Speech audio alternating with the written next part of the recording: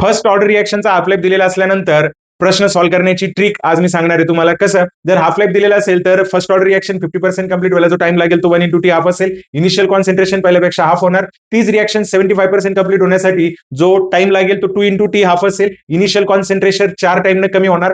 त्यानंतर तीच रिएक्शन 87.5% न जर कंप्लीट होत असेल, प्रोसिजर होत असेल, तर टाइम रिक्वायर्ड काय असेल, 3 into t हाफ असेल. Initial concentration becomes exactly 8 times less. ते काय होणार आहे, 8 पटीने कमी होणार आहे. आणि अशा पद्धतीने पुढे जायचंय. आता एक प्रश्न आहे तुम्हाला ह्या ट्रिकवर, तुम्हाला त्याचं उत्तर द्यायचंय. जर इनिशियल कॉन्सन्ट्रेशन 128 टाइमने कमी होत असेल, if it is decreases by 128 time, then x into t half लिहिलेलं आहे, तर x ची व्हॅल्यू तुम्हाला काढायची. इथं मी लिहून दिलेलं आहे तुम्हाला 16 टाइमला 4 into t हाफ असतं. ओके, 8 टाइमला किती असतंय, 3 into t हाफ असतं. अगदी 128 टाइमने डिक्रीज होण्याला किती टाइम लागेल, x into t हाफ मी लिहिलेलं आहे. x ची व्हॅल्यू मला कमेंट सेक्शन मध्ये सांगायची आहे. अशा ट्रिकसाठी माझ्या इन्स्टा आयडीला फॉलो करा आणि युट्यूब चॅनलला सबस्क्राईब करायला विसरू नका. भेटूया नेक्स्ट व्हिडिओमध्ये. Bye bye.